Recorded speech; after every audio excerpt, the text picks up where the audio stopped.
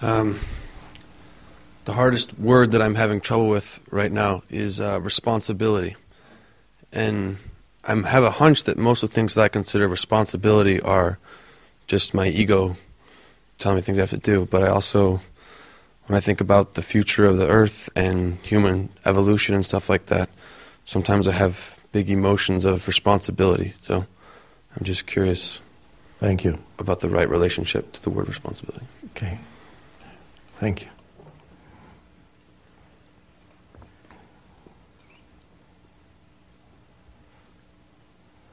Yeah, it's a strange word. It has been pointed out that if you look at the word, it seems to be talking about the ability to respond. So, to take responsibility for, what is it that you can take responsibility for primarily? It's taking responsibility for your state of consciousness, which determines what kind of world you create. Because you are humanity. Humanity is an abstract concept, doesn't exist. Humanity is the human being. You are humanity.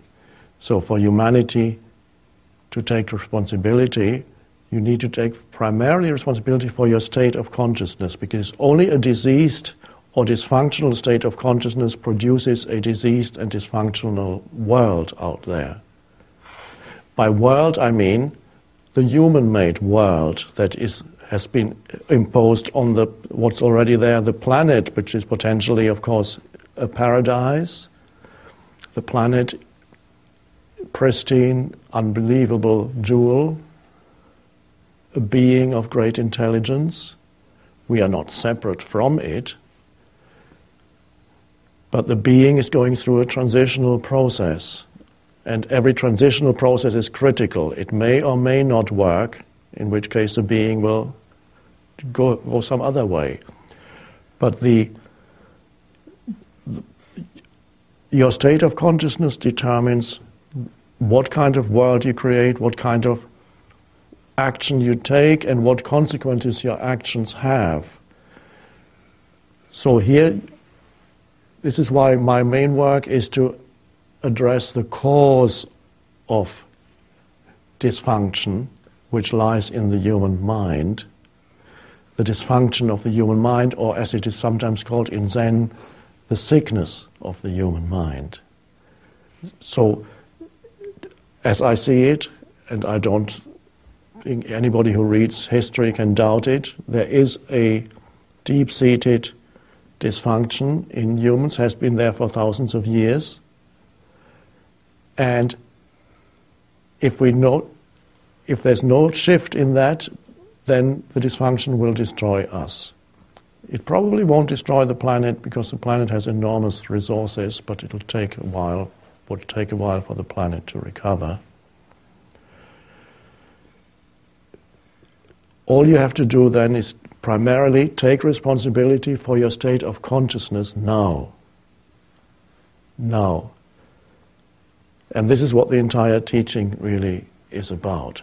What is my state of consciousness at this moment? Am I generating disturbance? Am I generating negativity? Am I generating conflict and suffering for myself and others? Am I generating inner pollution? Am I polluting the beautiful being that I am with continuous absurd movements of thought, producing negative emotions, producing an entire entity that is illusory, that I call the me. So, to take responsibility, there needs to be just, of course, an awakening where you can say, okay, I will take responsibility now. Some people don't know that there is even the possibility of taking responsibility. That's why you are so important. Anybody who realizes it, you are the beginning of the transformed world.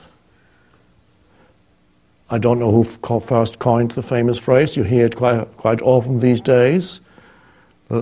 you need to be the change. That the change that you want to see out there, you need to embody that. And that's not primarily what you do. There's something more primary than what you do. It's who you are. Who you are is your state of consciousness. Whatever you do flows out of that. So that's the primary is that. So the change is the transformed state of consciousness. Now, that is your responsibility. Anybody, once you've seen that, that's your responsibility. Now you know it. People who are not yet at that level don't realize it, and that's fine. You can't expect the whole world already to be at that stage. It's enough for you to take responsibility, knowing there's still a few million others who don't know that they can take responsibility because they live in such unconsciousness that they see the entire evil in others. What they see as evil, it's all in them. And they make half the world into their enemy. It's all out there. They're still, that's fine. Your it's only those are required to take responsibility who are up to it.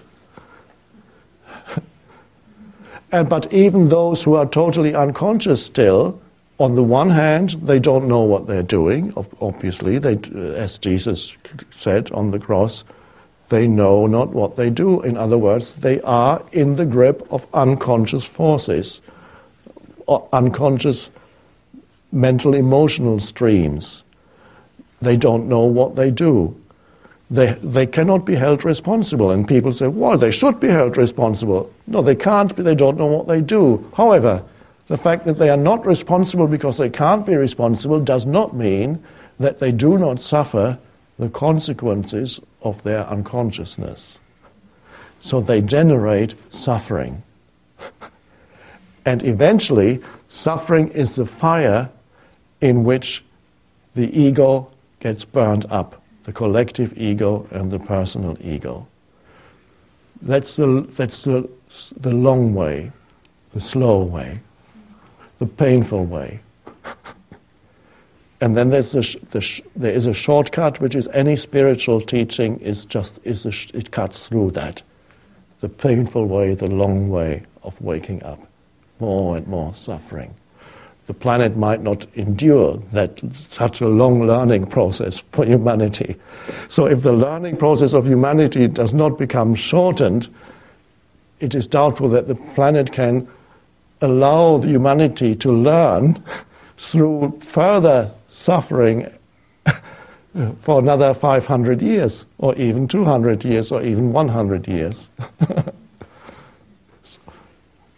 So that's,